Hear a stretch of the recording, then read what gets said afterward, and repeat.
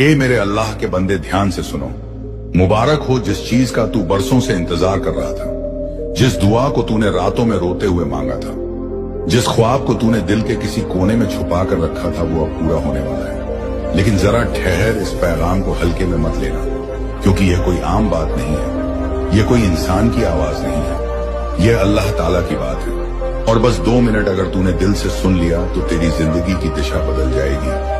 सुन मेरे बंदे, ये वीडियो संयोग नहीं है, ये अचानक नहीं आया। तेरी आंखें जिस पल इस पैगाम पर पड़ी, उसी पल ऊपर फैसला हो चुका था। क्योंकि अल्लाह जब किसी को देना चाहते हैं तो पहले उसके दिल को तैयार करते हैं, और आज तेरा दिल इस बात को सुनने के लिए चुना गया है। तू सोचता है कि तुझे किसने चुना, तू तो खुद को कमजोर समझता है, खुद को छोटा मानता है। लेकिन याद रख, अल्लाह कमजोरों को नहीं चुनते, अल्लाह उन दिलों को चुनते हैं जो टूट कर भी सजदा करते हैं, जो हालात से हार कर भी उम्मीद नहीं छोड़ते, जो तंगी में भी शुक्र करना जानते हैं, और तू उन्हीं में से एक है। इसलिए आज यह पैगाम तेरे पास पहुंचा है। अब ध्यान से सुन, क्योंकि यह लफ्ज सिर्फ कानों के लिए नहीं है, यह सीधे तेरी रूह से बात करेंगे। तूने बहुत सब्र किया है, बहुत इंतजार किया है। तूने ऐसे दिन देखे हैं जब जेब खाली थी लेकिन आंखों में ख्वाब थे।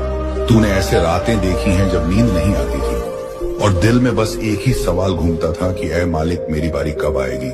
तूने लोगों को आगे बढ़ते देखा, तूने खुद को पीछे छूटते देखा, तूने मुस्कुराकर सब सहा, लेकिन अंदर से तू रोज टूटता रहा। और अल्लाह ये सब देख रहे थे। एक एक आह, एक एक आंसू, एक एक सजदा, कुछ भी जाया नहीं गया। क्योंकि अल्लाह का निजाम कभी देर नहीं करता, वो बस सही वक्त का इंतजार करता है। और आज वो वक्त तेरे करीब आ चुका है। इसीलिए अल्लाह ताला कह रहे हैं, ऐ मेरे बंदे, अब और डरने की जरूरत नहीं है, अब और घबराने की जरूरत नहीं है, अब और खुद को कम समझने की जरूरत नहीं है। क्योंकि जिस चीज का तू इंतजार कर रहा था, जिस दरवाजे पर तू रोज दस्तक दे रहा था, आज वही दरवाजा खुद तेरे सामने खुलने वाला है। लेकिन याद रख, जब अल्लाह देते हैं तो इम्तिहान भी लेते हैं। इसीलिए इस पैगाम को सुनते हुए अपने दिल को साफ रख, किसी से जलन मत रख, किसी के लिए बुरा मत सोच, क्योंकि जो मिलने वाला है वो सिर्फ तुझे नहीं बल्कि तेरे घर वालों को भी बदल देगा।